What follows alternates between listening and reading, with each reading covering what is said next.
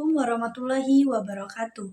Perkenalkan, saya Rita Mandasari dengan NIM 20240501030027 dari Program Studi Manajemen Bisnis Syariah, Fakultas Ekonomi dan Bisnis Islam, Institut Agama Islam Negeri Kendari. Ini saya akan menjelaskan tentang akuntansi manajemen. Yang pertama, tentang peranan dan fundamental akuntansi manajemen dalam lingkungan bisnis yang dinamis. Di dalamnya ada 4 materi. Yang pertama, pengertian manajemen. Manajemen adalah proses mengidentifikasi, mengukur, mengakumulasi, menyiapkan, menganalisis, menginterpretasikan, dan mengomunikasikan kejadian ekonomi yang digunakan oleh manajemen untuk melakukan perencanaan, pengendalian, pengambilan keputusan, dan penilaian kinerja dalam organisasi. Yang kedua, ada peranan akuntansi manajemen. Tujuan utama akuntansi manajemen yaitu menyediakan informasi yang relevan, tepat waktu, dan dapat dipercaya bagi manajer. Peran akuntansi manajemen dan pengambilan keputusan. Ada beberapa cara akuntansi manajemen berperan dalam mengambil keputusan. Mungkin saya akan menyebutkan 3. Yang pertama, menyediakan informasi biaya. Yang kedua, membantu dalam pengambilan keputusan jangka pendek dan jangka panjang. Yang ketiga, evaluasi kinerja dan pengendalian. Dan masih ada beberapa lainnya. Ada tantangan akuntansi manajemen. Tantangan utama dalam akuntansi manajemen itu ada beberapa.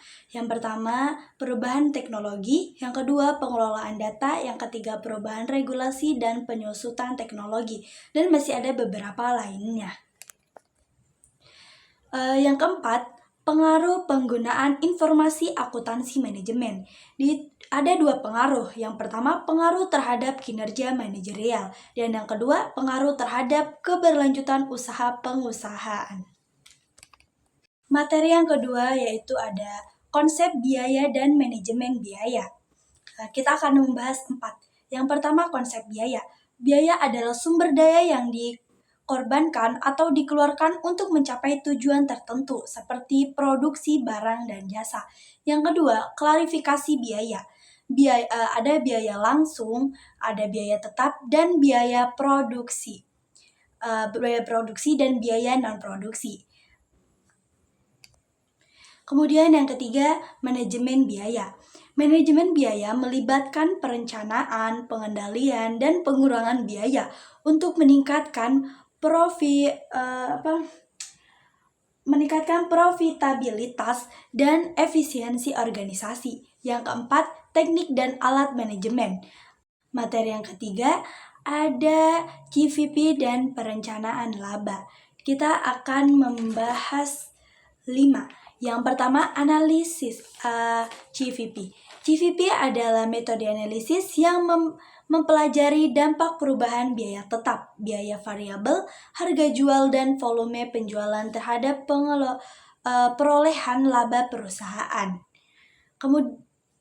Kemudian, manajer menggunakan analisis CVP untuk rencana dan kontrak efektif dengan konsentrasi pada hubungan antara pendapatan, biaya berupa volume, pajak, dan laba.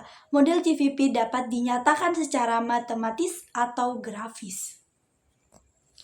Ada beberapa unsur-unsur CVP yang seperti biaya tetap, biaya variabel per unit, volume penjualan, harga jual per unit, margin kontribusi, titik impas, target laba, dan margin keamanan.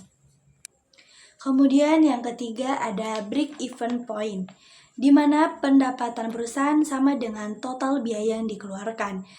Itu bisa menghitung dengan seperti rumus menghitung BIP atau dengan break-even point dalam rupiah. Kemudian yang keempat ada perencanaan laba dengan CVP.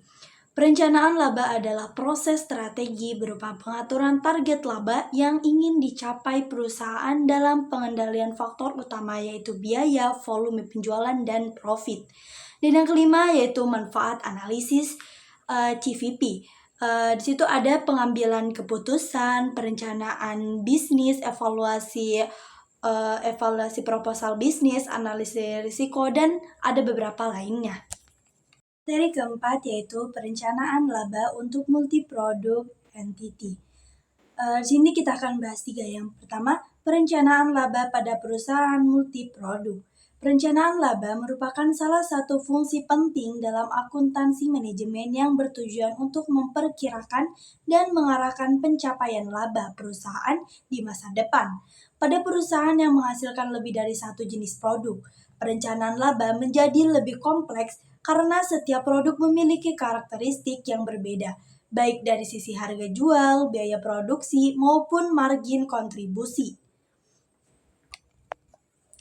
Yang kedua, faktor yang mempengaruhi perencanaan laba itu ada 2. Yang pertama, faktor internal. Yang kedua, faktor eksternal.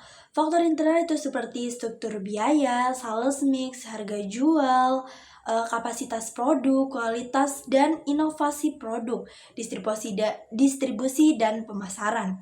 Kemudian ada faktor eksternal, itu seperti permintaan pasar, persaingan, dan kondisi ekonomi. Kemudian, manfaat perencanaan laba multi-produk bagi keputusan manajemen, yaitu optimalisasi kombinasi produk untuk laba maksimal. Yang kedua, menentukan titik impas dan target laba yang realistis. Yang ketiga, peningkatan efisiensi biaya dan beberapa lainnya. Yang kelima, kita akan membahas analisis perilaku biaya. Di sini kita akan membahas 4. Yang pertama, biaya konsep. Biaya didefinisikan sebagai pengorbanan sumber daya ekonomi yang diukur dengan satuan moneter untuk mencapai tujuan tertentu. Biaya dapat berupa uang, tenaga, atau sumber daya lain yang digunakan dalam kegiatan produksi dan operasional. Ada klasifikasi biaya. Biaya diklasifikasikan menurut beberapa sudut pandang. Yang pertama, berdasarkan kemudahan penelusuran. Yang kedua, berdasarkan perilaku terhadap perubahan aktivitas. Yang ketiga, berdasarkan fungsi. Dan yang keempat, berdasarkan dasar pengambilan keputusan. Dan ada juga perilaku biaya. Perilaku biaya menunjukkan bagaimana biaya berupa sesuai aktivitas perusahaan, seperti biaya variabel, biaya tetap, dan biaya semi variabel. Dan yang terakhir, pemisahan biaya tetap dan variabel. Pemisahan biaya penting untuk analisis keuangan, perencanaan anggaran, dan pengendalian biaya. 3 metode utama digunakan, yaitu metode titik tertinggi dan terendah, yang kedua metode diagram pencar, dan yang ketiga metode kuadrat terkecil. Terakhir yaitu analisis pengambilan keputusan jangka pendek marketing. Yang pembahasan pertama itu definisi pengambilan keputusan jangka pendek marketing. Pengambilan keputusan jangka pendek adalah proses memilih alternatif terbaik untuk mencapai tujuan pemasaran dalam waktu singkat. Kemudian ada tujuan pengambilan keputusan jangka pendek. Tujuan dari pengambilan keputusan adalah untuk dapat memperoleh pilihan yang terbaik di antara alternatif pilihan yang ada, agar tujuan yang ingin dicapai perusahaan atau organisasi dapat dilaksanakan dengan baik. Yang ketiga, langkah-langkah pengambilan keputusan jangka pendek. Keputusan langkah-langkah tersebut, yang pertama, menyadari dan mengidentifikasi masalah. Yang kedua, menentukan alternatif. Yang ketiga, membandingkan biaya dan pendapatan dari setiap alternatif.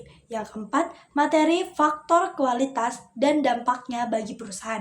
Dan yang kelima, memilih alternatif paling menguntungkan tanpa merugikan tujuan jangka panjang.